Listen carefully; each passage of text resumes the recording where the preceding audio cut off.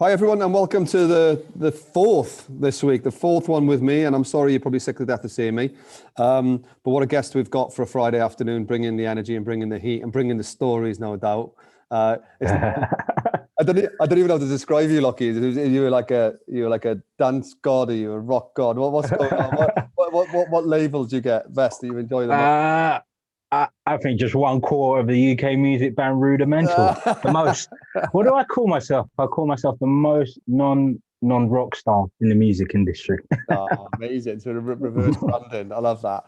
And we're going to talk about anxiety, mental health, and resilience, because I think it's really topical sort of themes right now, aren't they? And with what we're all going through, and especially the NHS, the guys that have been on the front line for the best part of 12 months now, and the support metrics. I think what would be really good is just to kick off with your own personal experience and journeys, and then maybe we can pull the threads out of that and sort of mirror them over to maybe what the NHS are experiencing.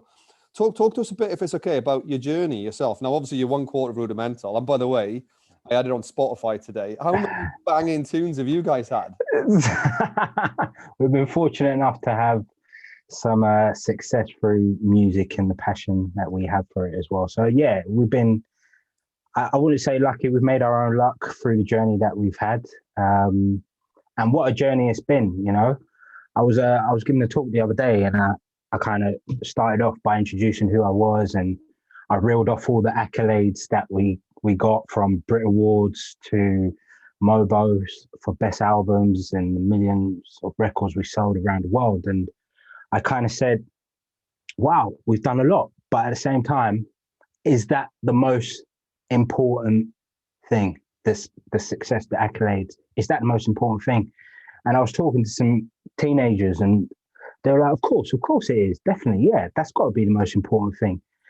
And I made a joke and I said, if all the plaques in my house got taken out tomorrow, I wouldn't bat an eyelid. But I had a builder in the other day, and he dropped one of my Brit Awards, and my heart nearly fell out my chest.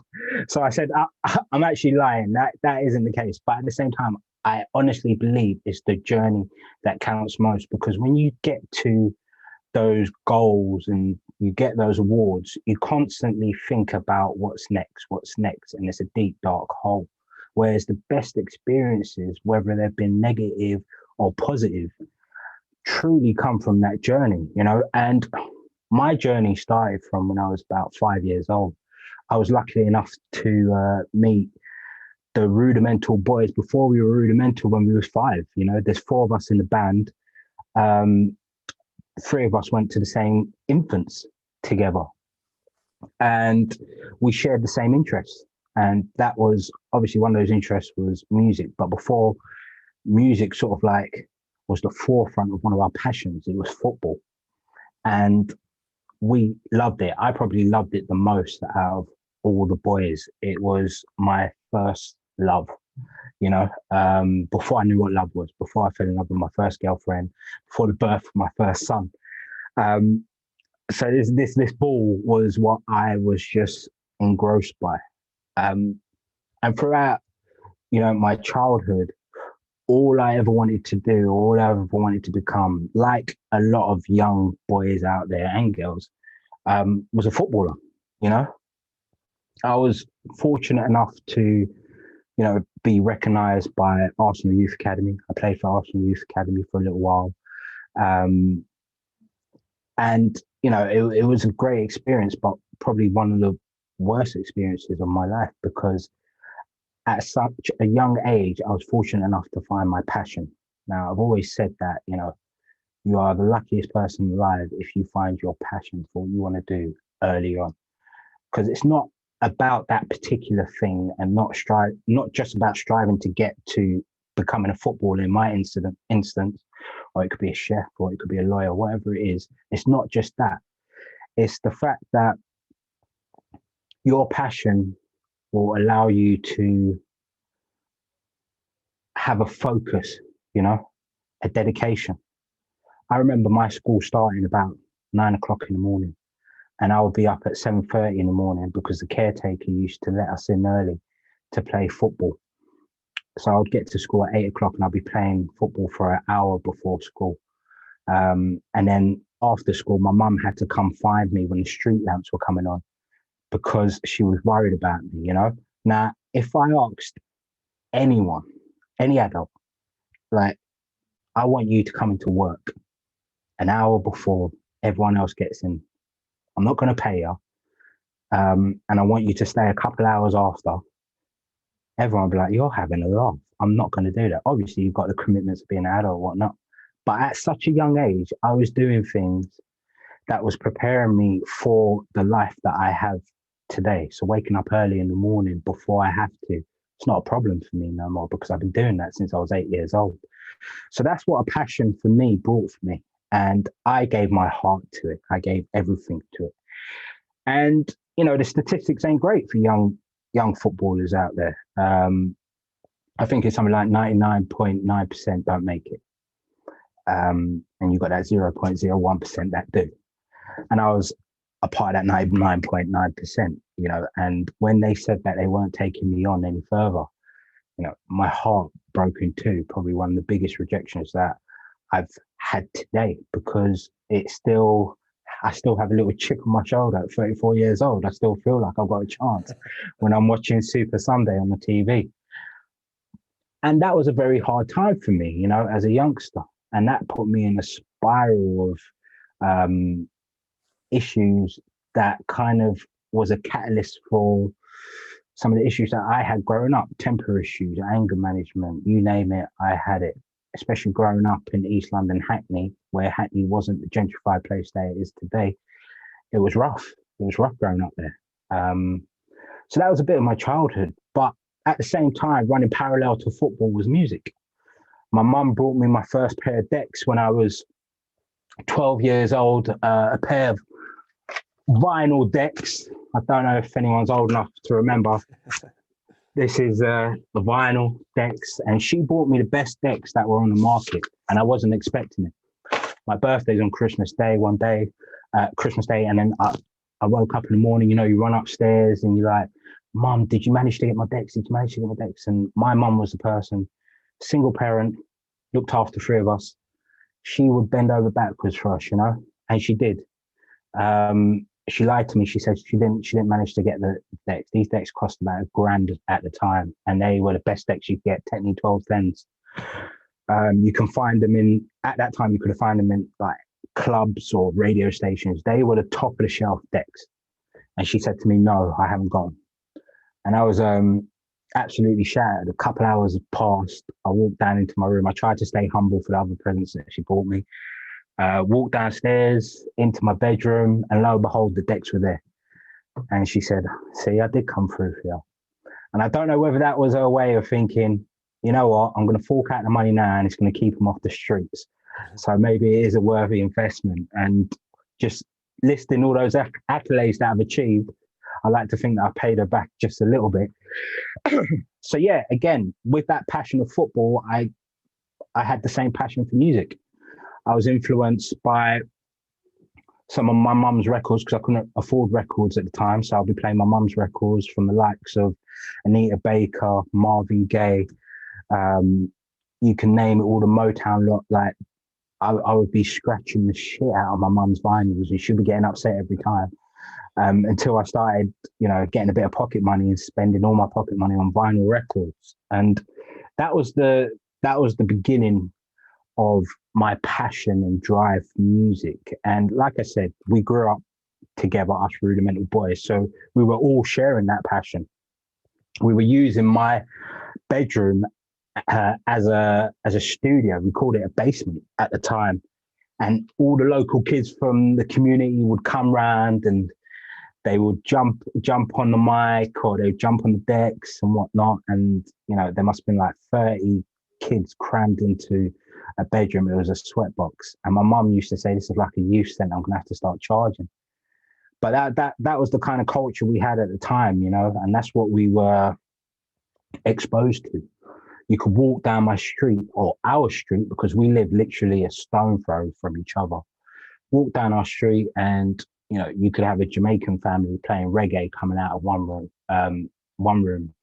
And you'd be like, I've never heard those kind of tunes before. What is that? And you'd try and find it. Didn't have the internet back then, really. So you're trying to search through record stores and whatnot for that sound that you've heard. There was an Irish family further up the road, and they were playing Irish folk music, and you'd be like, this is crazy. And then you would have us playing our house, old school garage, and a bit of D&B and jungle, all mixing together. So all those flavors kind of just were installed into you. Like I said, you was exposed to all those cultures, and that got infused into us and into the music we were making. Now, the only problem is with that, and us being exposed to that much music and absorbing it like a sponge, is that we wanted to make our own sound. And any advice that I usually give to young people that's out there, or anyone that's aspiring to be a musician, is to be stubborn to your own craft. You know, don't try and be like someone else. You know, you've got to really try and expose who you are and harness who you are and what sound you want to make. And that's what we did. The only problem with that is it takes a lot longer for people to catch on. People don't really understand where you're coming from. So we couldn't get a coffee or a cup of tea in any record label offices, you know. Like, I remember working, we used to call it 48-hour shifts, because come Friday, we would be doing our 9 to 5s. And at the time, our 9 to 5s were learning mentors. I was a learning mentor in a secondary school, helping kids with barriers to learning and SEN, special educational needs, as well as behavioral issues. I worked my way up to actually start umbrellaing, getting the words wrong, seeing over Newham mentors. And that became another passion of mine, to help kids. And during that time, we do that 9 to 5, we wake up in the morning, go to work. And then after work, we would go to training, because we all play semi-professionally at this time, after sort of like being kicked out of the academies. So we play semi-professional football, training, getting ready for a match on Saturday. And then after the training, we'd head down to the studio.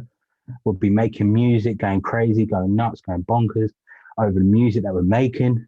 And then after the studio, we would burn off CDs so that we could give them out to nightclubs. And then we head over to the nightclubs and we'll give out CDs to sort of like the punters that were there, only for the punters to just be throwing CDs. Just as we give it to them, they throw it away. And we just be like, if only they knew what we've been through in order to do this and fork out the money to do this. So we used to call that 48-hour shifts, because we do that Friday to Sunday morning. And then, you know, like throughout the week, it had a similar sort of vibe. But we were doing the groundwork, you know, and we fully believed in what we were doing, and we believed in our sound. We got our break, obviously, but it was so special and unique in the way that we got it. And it's such a beautiful story. We were all in a pub, you know. You got to imagine, we've been making music together since we were about 13 years old.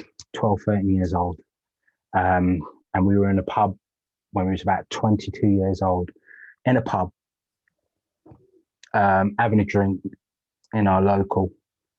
And we could hear this guy behind us singing with a guitar. And the only way I can kind of compare this to, you know, when you're faced with twins and they're finishing off each other's sentences. That's what we were like as boys. You know, we shared the same interests of music, obviously football, chasing the same girls, whatever. But in this instance, we had that twin moment where our pints were literally like this, and we could hear that voice behind us, and none of us said anything to each other. We just knew. Now, about a year before that moment in the pub, hearing that voice, we made a song called Feel the Love. And we made this song, we sang on it ourselves, and none of us in the band were singers. So you could imagine that the vocals on it, it's just absolutely terrible, but the production on it was amazing. So we took that to our shitty little studio in Tottenham at the time, and we were playing it in there on some good speakers. We went nuts. We ended up just trashing the place, like just kicking chairs everywhere. We was like, this is going to be our big break. This is the one. This is the one that's going to set us off to stardom. Lo and behold, we must have had a moment like that once every week. But for that particular track, we had it more so than others. And fast forward to us in the pub. That tune stayed in the hard drive for about a year and a half, 2 years maybe. Didn't do nothing with it. We got our pints, mid-lip, looking at each other. This guy singing behind us. And then as he stopped, we've literally just bombarded each other. Remember that song that we made? He was sounding so good in it. So we called him over. That was John Newman in the pub. He was singing. And we said, look, mate, we've got a perfect song for you. We want you to come sing this song. He sang the song, made a couple more songs with him. That song, Feel the Love, went round record labels like wildfire. At this particular time, I was struggling as well because I said to myself, I need to quit my job and go to university to get a proper job, a proper career, because football and music isn't quite doing it. I didn't give up on music or football. It's just that I thought to myself as a backup plan, especially as there's a kid coming on the way, I need to get a proper job, a career, in fact. So this all happened the weekend I quit my job, and I had about £100 in my bank waiting on my student loan. And that track got signed. And it kind of just sent us to stardom and to you guys today, you know? So I'm forever appreciative of us making that track, Feel the Love. Bores the shit out of me listening to it now. But whenever I'm on stage, I always have like a warm feeling in my heart because I know, you know, if it wasn't for this track, I don't think we'll be here. Now, a lot of people might say, oh, you got lucky with that one, didn't you? Like I said in the beginning, I don't believe in that. I genuinely don't. We made our own fucking luck, you know. Sorry, excuse my language. We make our own luck, you know. And it's all about perseverance, resilience, because along that journey, we got rejected so many times. And I learned that early from the age of 14 with Arsenal, you know. And I learned that with people throwing our music out the window and telling us our music's shit. Our music's not good enough. Your music's got to sound like what's current, what's out there. Now, the thing about what's current, what's out there, is it's going to stay in that time, isn't it? Yeah. You know, so that never ever made sense to me. I want something that's got longevity into it. And that's what I always focused on. And that's what we've got. Yeah, it's amazing backstory to that. And there's a couple of things I pulled out. So you talked about your passion for obviously football and then obviously the decks and therefore music. You also talked about obviously the disappointment of not quite making it in football and going on to that next stage, which, you know, obviously with the pro club is then the apprenticeship. But in many ways, you served your apprenticeship in music, didn't you? Because you were doing your 48-hour shifts. No? Yeah, no, exactly. There you go. It's yeah, it's exactly that, you know, and it goes back to that journey, you know. I think a lot of people get afraid of taking that journey, or not even taking that journey, starting that journey. It's funny because I actually said this in my Instagram today. I said, just start the journey, you know, stop procrastinating over it, start the journey, because if you put it off for tomorrow will never come. What are you scared of? What people are scared of is failing.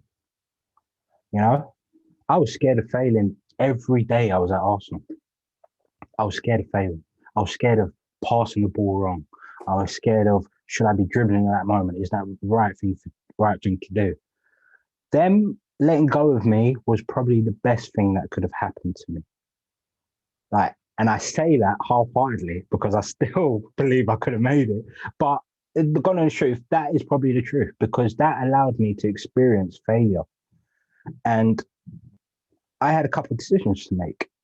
one of those where I could have just rolled over and let that rejection control the rest of my life, or I could keep fighting back against it and keep trying to prove. I didn't give a shit about what everyone else thought, but it was about me proving to myself that I can achieve anything that I put my mind to. Don't be afraid of failing, because the failures just tell you basically, right, that's one more way of me not reaching my goals. Won't do that again, you know? And I think that's the biggest thing that kind of makes people scared of starting their journey. Yeah, I couldn't agree more. And a lot of the work we do with, sports athletes and business people is like, sometimes you've got to learn to get out of your own way, haven't you? Just get out your own way, stop, as you said, stop procrastinating and crack on with it. That resilience you talked about. So obviously you let down at the age of 14, and then you've been told no so many times for different strands and parts of your life. That must be such a solid foundation for what you do now, because it must. So what I was thinking was in terms of fine tuning a song or beat, or that's not quite right. It's nearly there, but let's keep going. You're telling yourself that's not right. We can make this better. We can tweak it. That's still not right, and everybody's looking at each other. So you're actually rejecting it yourself because it's not up to your standard. If that makes sense. Yeah, it's probably. I get what you're saying totally. So when I say this next comment, don't be too bad on me. It's the worst analogy that you've come up with there, because this making music game is an absolute joke for creative. That fine tuning thing, it just doesn't stop. Before I got online with you guys today, I was playing about with a kick and a snare for literally 2 hours. Who does that? A kick and a snare for 2 hours, right? That frequency ain't right, and it's just constantly like that. But I get what you're saying. And it comes back down to that passion of mine. It gave me that focus because I had to figure out how to do things quite early on my own. Yeah. My dad wasn't around. My mum was around, but I grew up with all girls. I had an older sister and a younger sister, so I was the middle child. Although I was in a house with family members that I loved, I couldn't have felt more alone because there's no one to teach me how to be a man, So I used to bury myself in that loneliness of, right, if I'm going to be here alone, I've got to work out how to do everything alone. I don't know how to do kick-ups with a football. I'm going to figure out that alone. And then I'm going to become obsessive with it so that I can learn how to do it. And that obsessive nature, I have got OCD, and that's where that came from. You look in my fridge at the minute, if there's a can of Coke in there that's not an even number, that goes to a side in the cupboard where I can't see it. So that's how my mind kind of works, and that's where it stems from. It stems from that kind of loneliness. I'm writing a children's book for children between the ages of 8 and 15, and I've kind of got a chapter in there that kind of describes loneliness, and how I overcame it, and what I wish I did and didn't do wrong. What I wish I did and didn't do. One of the things I did do was become obsessive, and I embraced that loneliness, which is okay, but it's not healthy. The best thing that I did do with that fine tuning and that OCD and never really happy with getting to that finishing point was talk, and my mum was the best person for that. I remember sitting in the room with her when I was about 14 years old. Our relationship was under strain because all I wanted to do was go live with my dad. Thank God I missed that. I didn't win that argument because he was just a selfish man at that time. And we sat in a room for about a good 5 minutes, no talking. And then I just came out and I shouted it out and I said, I'm just angry and frustrated all the time. That's a very powerful thing for such a young child to do. And I look at that moment and the way we talked, and we ended up talking for hours, as a point for me to remember, a reference point to me to remember as an adult, when I do get into those slumps and I do get into those sort of like mental out of control sort of moments. Remember what I did before, you know? Remember that I actually confided in someone, did talk to someone. Don't get me wrong, I ever get it right. Someone has to come out and say, like, Lockie, what's going on? You all right? And then it will come out. Yeah. I'm still learning to this day. But yeah, that was one of the biggest things that I did. And is there a cause for that now? So is it, you know, is it on tour? Is it away when you're away from your children? Is it, you know, post tour slump or whatever? Or is it could it be anything? Hey, I said to you, like, I'm the most non rock star there is. It couldn't be so far from the truth. As a proper alter ego. Like, my closest friends know who Lockie is, you know, and then you've got Locksmith on stage. So let me run you through how it works for me on a tour basis. My tour manager will call me up. I'll be at home. Or when we used to tour, geez, feels like a lifetime ago. My tour manager will call me up from home and you say, all right, do you want a car to the airport? And I'll say, no, I don't want a car because I hate long drives and talking to people in long drives. So I'll drive to the airport myself. I'll park it up and then I'll get to the airport. I'll get to the airport. I'll say hello to all my staff that work for us and all the other band members. And then, you know, my three closest band members, obviously, Amir, Piers and Kezi, they'll say, you're going to find somewhere in the airport to sit down and we'll meet you there, or we'll meet you at the terminal gate. I'll sit down by myself with my headphones on, listen to music or whatever, get on the airplane myself. As we get to the new location, I'm on the tour bus, close the blinds, have a sleep, wait for sound check, do sound check, have something to eat, close the blinds again, wait for the live show, and then the live show comes. And then there's a big outburst, and it's just like a massive expression of Locksmith. And, you know, as I am the leader of the band or the front man of the band, that whole vibe and positivity comes out through the stage. As soon as we cross that white line, if you like, just a massive outburst of positivity and expression, and all my escapisms and everything just comes out on that stage in such a beautiful way. And then the show's done, and I'm like, all right, guys, see you later, back in my bunk. And it just repeats and repeats and repeats. Now, that happens for a number of reasons, because I struggle with being away from home. As soon as I know that I've got to go some distance away from home, I hate leaving my family, you know. I've been with my missus since we were 17 years old. We've got two kids together, an 11-year-old and a 1-year-old. And it stresses the shit out of me knowing that I've got to fly somewhere. I know it's doing them the world of good, you know, because it's all for them. But it's like a dagger in my heart. It's like a weight on my shoulder all the time. And I struggle with that mentally. And there was a point where it was getting a bit too much, because that believe it or not, that is the glamorous part of being a musician. And it's a very small percentage. There's a lot of other shit you've got to deal with. And I was struggling with a lot of the other stuff. And I remember driving home from the airport. Must have got about 10 minutes before I got home.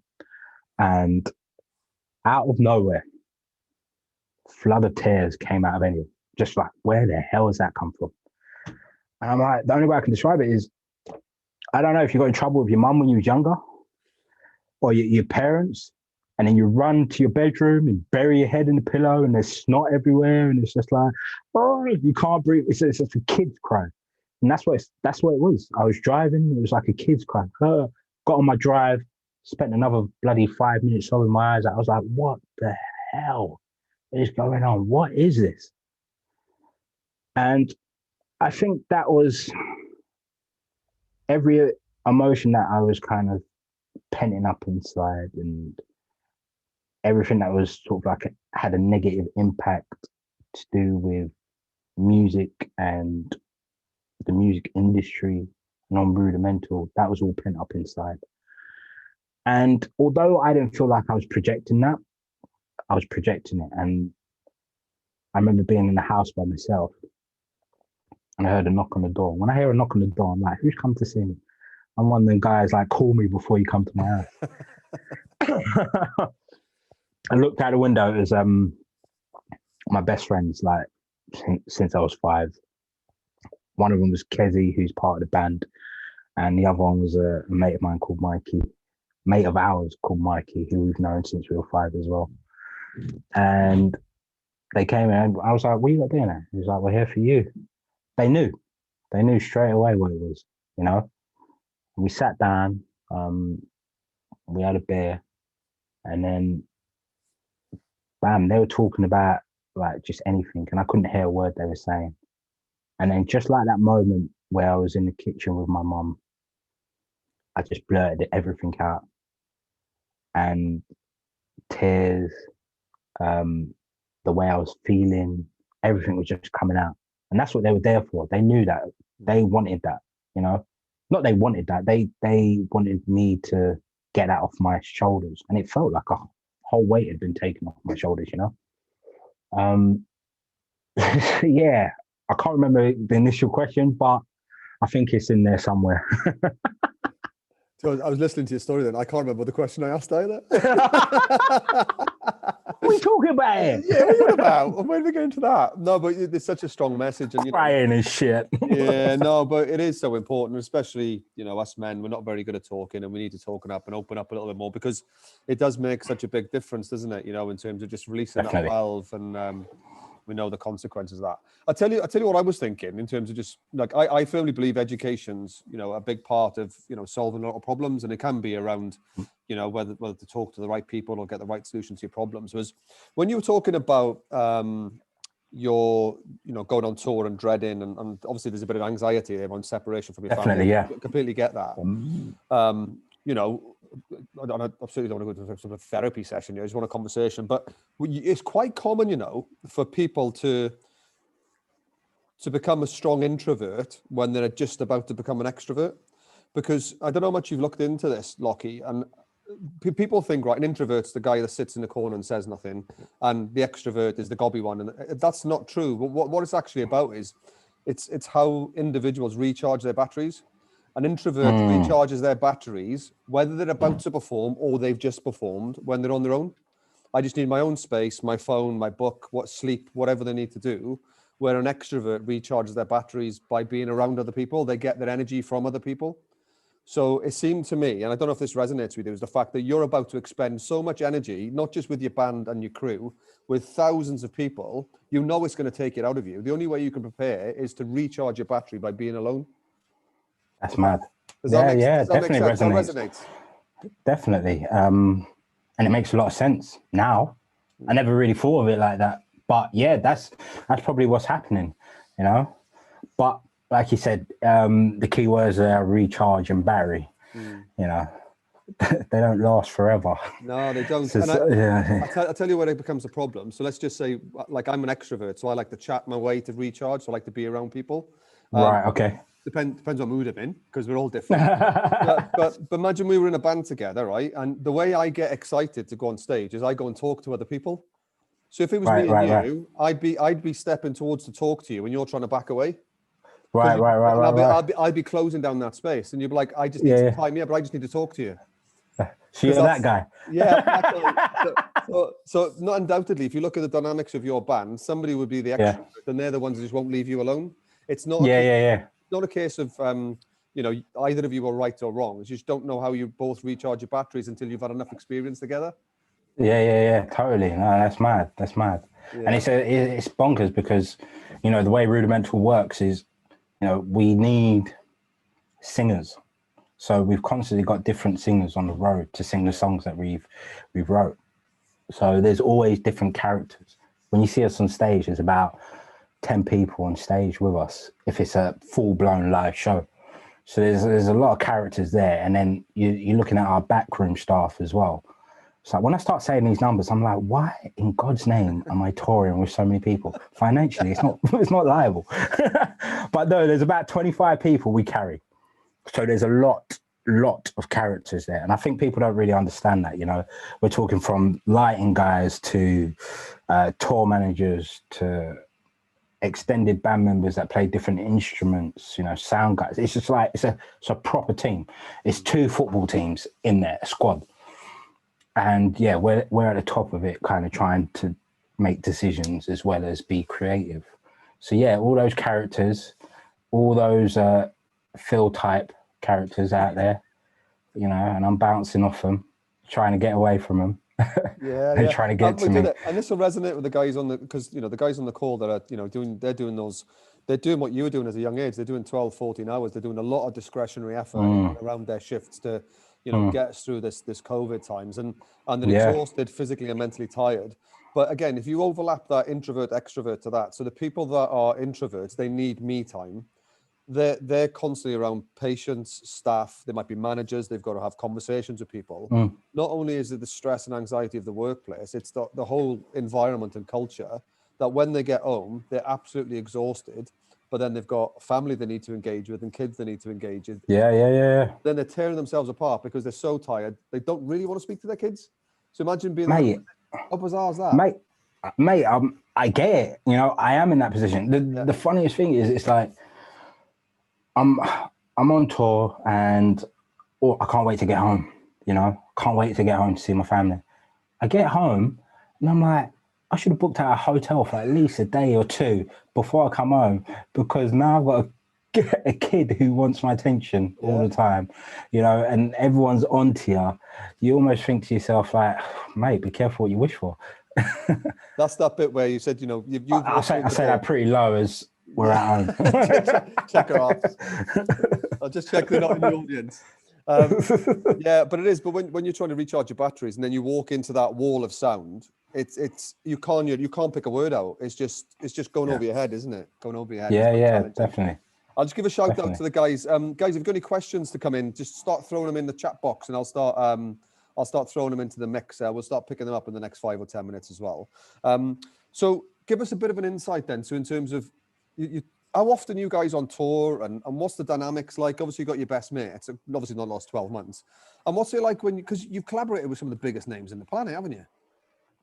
We've been fortunate enough to collaborate with a lot of people. And the thing is, I know I'm going to say this and a lot of people won't believe me, but it is relative, you know.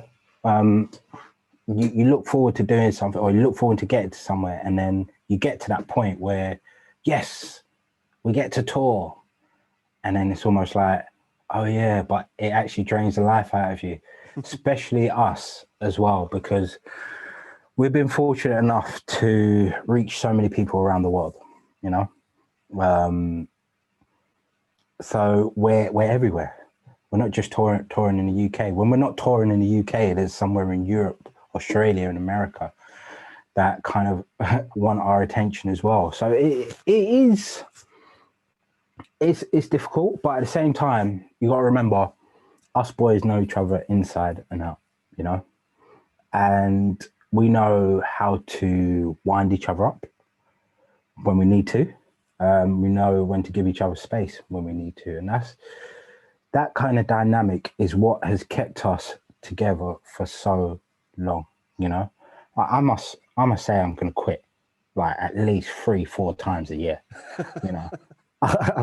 I've written it on paper. This is no secret. I've written it on paper. I've sent it to the boys. I've sent it to our lawyers. I've sent it to everyone. And I've said, I'm out, you know.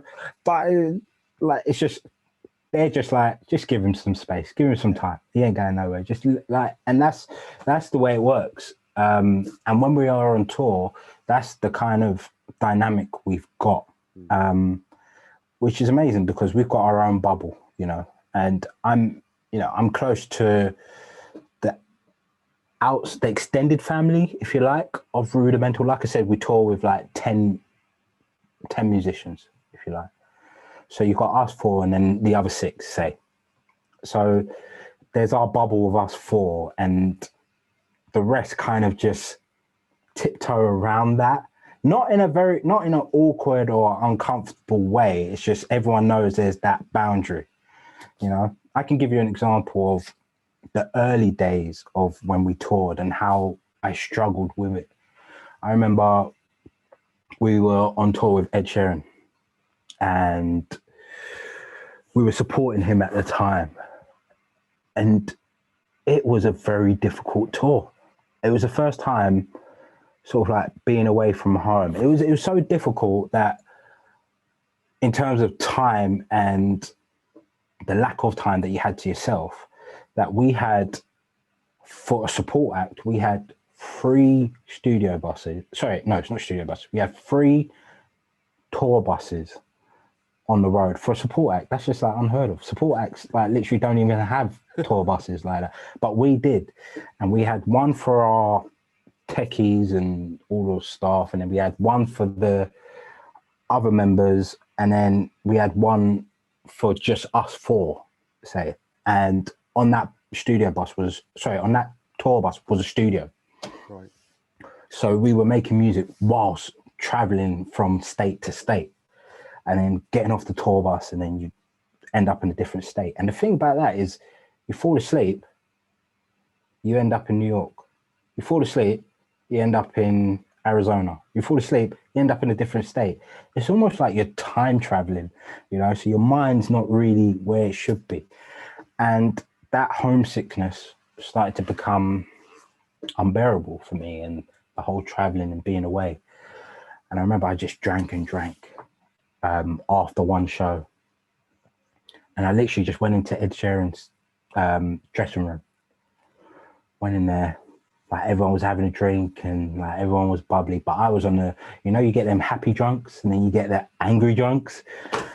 Yeah, I ended up just literally trashing his whole dressing room. Like literally, TV comes off the wall, bang, like red wine everywhere. It was just like pandemonium. It was crazy. I can laugh about it now, but at the time I was just like, my head was gone. It was bloody like Ed Sheeran's change room. Do you know what I mean? He's brought us along. We've known Ed for years, so we don't know him as the Ed Sheeran fan. We know him as like, you know, Ed. Yeah. Yeah. So after that, sort of, I calmed down, and no one did say nothing. No one didn't even try to stop me. Just let me go on it. It's like everyone had their glasses in their hand, just looking at me like, oh shit. Well, I tell you what, mate, you've just lifted your arms up. You're a big lad, so I bet they just let you crack on. They were like, let the unit go. It's all right. Hey, it must have been mad to watch. Like the worst thing is, I spoke to the boys after, like when I all calmed down and whatnot, and they all said they wanted to laugh so hard, but no one else wasn't laughing, so they just had to just keep it all inside. Be professional. So, anyway, like I sat down on stairs, and like Ed came up to me. He said, "Look, mate, I know exactly what you're going through. It's like, it's all good. Don't worry about it. You know what I mean? Don't worry about, you know, anything that's happened. Don't care about what anyone's going to say. Like, it's all good. Like, just take all the time that you need. I'm happy that you're here, this, that, and the other." I was like, thanks. I was like, oh man, thanks, Ed. You know? And then as he walked off, he said, yeah, but the bill's just come through. It's about $5,000. So make sure you deal with that. I was like, oh, no, fair enough. I don't know if anybody else is doing this to the call. I'm starting to think of some of the Ed Sheeran songs to see if he's written one about that. Because all his songs are real life stories, aren't they? I was like, right, which one's that hidden away at? Right, red wine on a TV, right? And I'm gonna look at that. Oh, it was in a specific state. Oh, brilliant. But was just like, so reflecting now, that's just your way of venting, I guess, of just getting that. Oh, at that time, yeah. At that time, it was my way of venting, you know, like I was in my mid-20s at the time, you know, still trying to work out what is actually going on. What people fail to realize is that, you know, one tune took us from not being known to traveling around the world within months, not years, months. So it was just like, just absolutely all new to me. On that, on the second tour that we did with Ed, like we had some surreal moments where we're in the studio with Ed in LA, and Ed says, "I'm going to call The Game the rapper." And I'm like, what? The Game the rapper comes round. We're making a tune with The Game and Ed. Like, we haven't even released any of them. They're just sitting in a hard drive. And then I'm like, all right, I'm going to go toilet. I go toilet. I walk past the door. It's only Johnny Depp's in there, just playing the guitar. I walk back and I say, like, whoa. He's like, yeah, you're right, mate. Yeah. I'm like, yeah. And I go past another door. You've got like the One Direction boys, Ellie Goulding in there. And then it's just like, what the hell is going on? Like, and there's been so many of those moments. I can go on all day, but those are some of the beautiful moments and some of the positive moments that have happened throughout, you know, just being part of Rudimental. Crazy, mate. We've got some really good questions coming in, mate, as well. Go for him. Yeah, for sure. One from Claire, who we met earlier. So she said, our teams often describe themselves as family. You know, they use that language to each other, just like the band dynamic. What one piece of advice would you give to them to make it easier to start the conversation about how to recharge or offload? I suppose, you know, that the question there is, you know, how do we trigger that conversation to start explaining how we're feeling and what works for us? Oh, it's not an easy one. And I think what some people do is try and talk about themselves a lot when they get in those situations. They talk about what they would have done or what's going on and their feelings. And that could sometimes be off-putting to the person who you're trying to sort of like draw out a conversation from. I think what's massively important, if you're a family, you will know different techniques and ways of getting somebody to talk about their feelings, you know? And sometimes for me, it's silence. Unbearable silence for me is like sometimes I can't stand it, you know? And it will make me just come out with some verbal diarrhea that's just been stuck deep down inside. For pairs, I know for a fact, just going up to him, hugging him, kiss him on the forehead, like he'll just literally be like, some soppy shit will come out of him straight away. Kezi, he's more diplomatic and he's more structured. Everything needs to be routined for him, or it needs to make some structure or some sense to him in order for him to actually start expressing himself. So as a family, I think it's just important knowing each other and knowing how to just make trigger points without making obvious trigger points, if that makes sense. It's a hard one. It has. Some really good points in there. And I think that, you know, what I'd add into it is, do you know, like we just talked about that introvert, extrovert, you know, it gives us something as a common language sometimes when you've got a team in terms of a model, a theory, whatever you want to call it, where, you know, it creates a common language. So what we do is like, we've got a team within the business, and like on a Friday, if we would have been working Monday to Friday in the old days when we could go out, as an extrovert, I might be, guys, I just need to go and charge. I need a night out. I need to go out Friday. But the introverts would be like, I'm knackered. I need to stay in, so I'm not going out. And I'm like, cool, you go to your room. I'm off out. But that's not me saying he's boring because he's not coming. We appreciate that we're all different. And likewise, if I'm not quite feeling it as an extrovert, I might be going, do you know what? I'm going to have a quiet one as well. You know, do you want time on your own, or should we go and watch a footy match? Or, do you know, it creates that common language to make sure we're looking after each other. I think that could be really helpful too. The other one was, you know, talking about one of your team, your colleagues there, who's that structured person. He's probably really inquisitive because he wants to know what's going on. Right, what time are we going here? What's happening there? What's going to happen after this? And some of the other guys are probably a bit more chilled out, going, well, they'll tell me when I need to be there, so I'll crack on. Totally. And that's linked to people who like structure and people who like freedom. There's loads of things we can get into without going off on a too much of a tangent. But I think education again can be really useful. David Brewster, mate. Turn your camera on, mate, and your microphone, because you've seen these boys at Western at the V Festival smashing it up. So come and ask a question yourself now, mate. Come and speak to him. Hi, Locksmith. You all right? How you doing, fella? You all right, mate? Yeah, good. I mean, my question was based there was in the V Festival with thousands of people and you were banging it out. It was just an amazing feeling. But today, how, without that and being at home for the last 12 months, how are you staying resilient? How are you staying focused on, you know, doing what you do at this time? Because without, I guess, you know, I know you've just talked about touring, and without having that outlet to showcase the tunes in real life, it must be quite frustrating for you all. Yeah, no, to a certain extent, it definitely is a bit frustrating. And if I'm honest, we've always been so humble to the point where we're just thankful that we're in a position where, you know, we can stay at home, work from home. You know, we've got all this, we can make a tune if we want to. We can still work, although we don't have that you know, that escapism to be on stage, we are still in a good place. And I kind of flip that situation on its head, and I look at the people that are out there that are not as fortunate as us through this time. And I think to myself, if I didn't have all this, what would I be doing? And I do that, and that's training, you know. I love my training. Like I said, football was still is one of my biggest passions. Before I knew how to make music, make a beat. So I focus myself in my training. I like to learn new skills in order to help me stay focused, and I like to challenge myself. I'm constantly learning new bits of instruments. I've got the guitar up there that's coming down. I'm learning how to play that again. I'm getting my CrossFit certificates.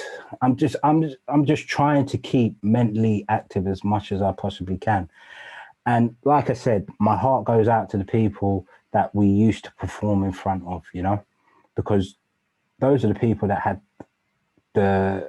used the V festivals, the Glastonburys as their way of escaping. You know, I feel like we had a duty to perform in front of these people, to take them away from some of the negative stuff in their world, and turn it around into a positive. And that's something that I have struggled with, because I know there's mates of mine that are out there that look forward to going to a football match on a Saturday, or are looking forward to going to a festival, and that's where my heart goes. I don't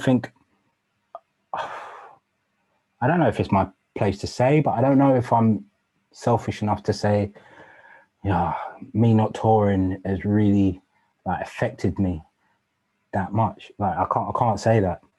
No. But yeah, I get it. My escapism on that side has gone, but there's plenty more to life than just that. I remember Arsene Wenger saying, you know, when he dies, he's going to be judged by God, and God's going to say, well, all you did was just play football, mate. You know, he's going to be like, what have I actually done with my life apart from just do football?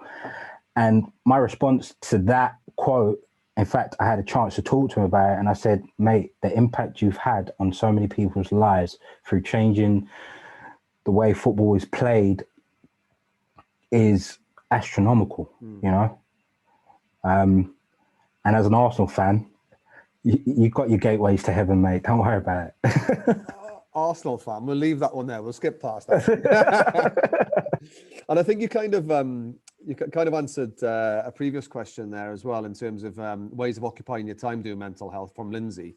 And I think what I would do is direct people to your Instagram channel, because that explains a lot of what you've been doing. You've been really proactive with that and having a real positive impact. You've obviously put your workouts on there. You have live chats. You talk openly about, you know, I'm having a crap day today and I just want to get it out there, and it's okay, you know. And I think it's quite common though for an introvert to be able to engage with that audience. You're really, really good at that, aren't you? And you seem to have ramped that up the last 12 months or so. Yeah, no, definitely. A little story behind my social media. When I first got my social media, or it was activated, I was just like, you know what, I'm going to show everyone the glamorous side of my life, you know. It was getting to a point where I was showing them sort of like the watches, the cars that I had, you know, the new gadgets I would have every other day, this, that, and the other. But through that social, or that Instagram account, I would always try and slip through a bit of positive, the mental side to it, through exercise. And it wouldn't even get 10% of the sort of interaction that all the other stuff will get. And I'll just be like, wait a minute, that stuff is the more important stuff. Yeah, I'm showing this sort of a slight fabrication, you know, of some false reality, and people are gravitating towards that. That's not right. That's immoral. You know, that it doesn't feel right. That's not what I want to show. So stop showing it, you know. Like, I could have literally just took off every post that I did on that account, but I said to myself, no, because the people that have gravitated towards that have gravitated to the luxurious and the fabricated side of that social account. So I just deleted it, completely deleted it. I said, I'm not getting involved. You know, it was running It was running by itself, and it was doing like some stupid numbers. I said, fuck it, I don't want it. Yeah. So I started a new account, and that's the account that you're seeing now. And for me, that account kind of gives me a bit of freedom to do everything that I need to, that I want to express, rather than, you know, giving them this fabricated life. And it's a lot slower to grow, you know, and get people sort of like into that world. But if I make a difference to, say, one person's life through what I'm showing, then it's all worth it, you know. Yeah, what you're talking about really resonates with me, because we, not we as in everyone, but people in general, we put a value on the wrong thing. So for me, I could do, you know, I run my own business. I could do a 10-minute video talking about introvert, extrovert, which is valuable and can really help people. And it might get 200, 300, 400 likes. But then somebody who is an influencer, you know, who's in their shorts or their bikini in Dubai is getting millions and millions of likes, isn't it? It says a lot about society. But I think there's a shift, mate, and I think you've sensed it. And that's why you're going out there and building your own community, which isn't small, by the way. You know, you're positively influencing people, and I think it's fantastic that you're doing that, especially during these trying times, mate. It's really, really positive. And I did love. Obviously, I've done a little bit of research. I did put a bit of effort in. I saw a video. Was it one of your children coming on stage with the ear defenders on? And you were like, "This is what it's all about." Oh yeah, that was my son when he was about four or five. And it was at Lovebox Festival. And it was, the caption was basically a father's dream, you know, because we wanted to become parents like early on, you know. And that was totally for selfish reasons, because I wanted to give a child all the things that I didn't have. We didn't pick the right timing because I was flat broke, but I felt like, you know, through graft and a lot of sacrifices, because I missed these first 3 birthdays through Rudimental, you know, and people don't see that. And that kind of stuff just like tears your heart in two. But yeah, when you get to a point like that, you're like, you know what? It's well worth it, you know. And the beautiful thing about that, he comes on stage and he's covering his face and he's really shy. There's thousands of people. Take him off stage and he's like, he can't even remember what happened really. And then we had our own festival in Brighton, and that, of a course of 2 days, it had 70,000 people run through that festival. So I brought him on the second day. I brought him on stage, and then he came on again. And he weren't like this. He had his hands out, his fingers out, like to the crowd. And I just look at like the person he is today and the confidence that he has. It's just through those little bits of experiences like has made the character that he is today, which is an amazing feeling to have. Like, you know, amazing. But it's so hard right now, you know. I had a conversation with him 2 days ago, and he was in tears about not seeing his friends and not being able to go to school 5 days a week. And you're like, as a parent, you feel so helpless. And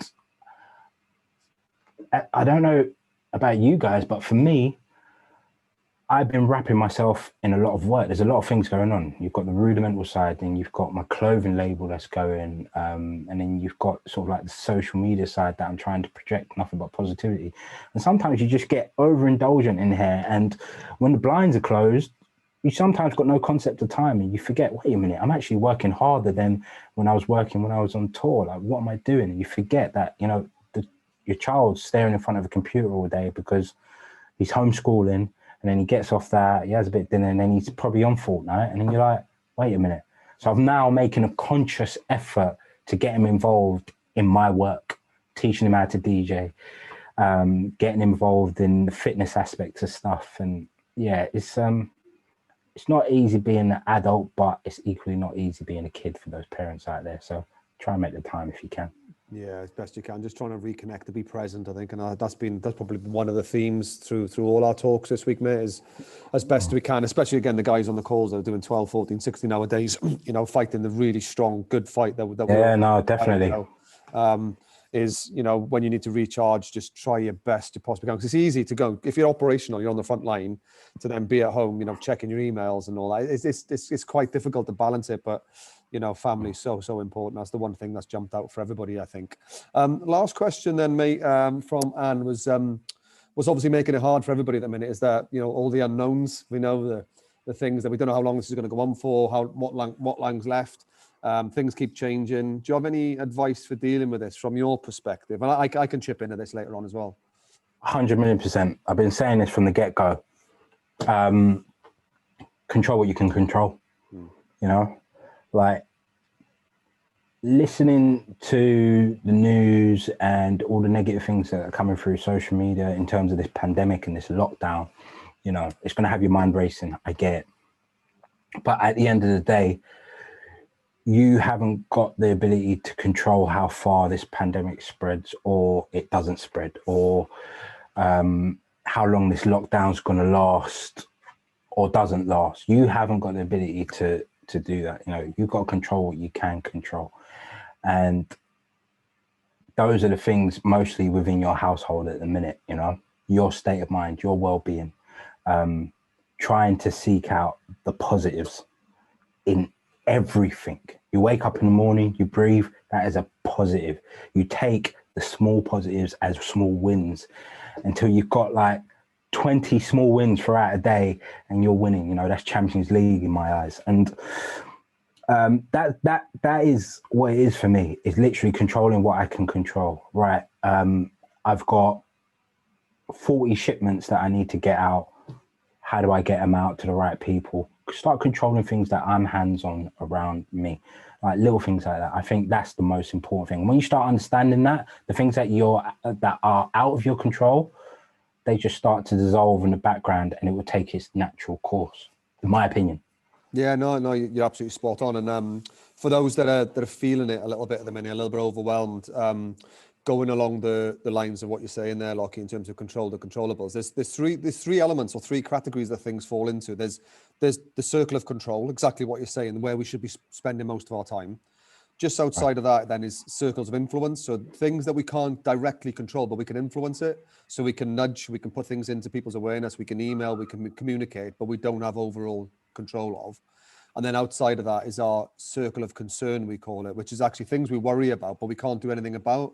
I mean, one of the best, that's probably the weather. Oh my God, it's going to rain tomorrow. So, you know, everything's going to be rubbish. Well, get your coat out, get your wellies out, or whatever it is you're wearing, and respond to it. And then all of a sudden you're putting yourself into your circle of control. And what I do, and I think I'll link this to what you're saying, Lockie, where you're chatting to your mates and you're getting it all out. All right. I think it's a really good activity that when you're feeling a bit overwhelmed, old school pen and paper, list all the things that are on your mind. And then you can just go, right, just circle the things you can control and get started on it, you know, and make that positive momentum. And if you possibly can, first thing in the morning, every day, do something that's in your circle of control, because it sets you up for the day, and just appreciate that things are outside of your sphere of influence and control, and life does happen. Just on that last note, because that resonates with me. I'm going to get this here. Go on then, go for it. I'm going to show you this. Yeah. This is all the notepads that I've got, right? Yeah. And I started off with these at the beginning of the year, and as you can see in there, it's full to the brim. I got fed up with notepads because I'm writing everything that's down in my head. It goes in these. So now I've literally just upgraded to something that feels like paper and it's electronic. Yeah, great. Like I can't stress it enough.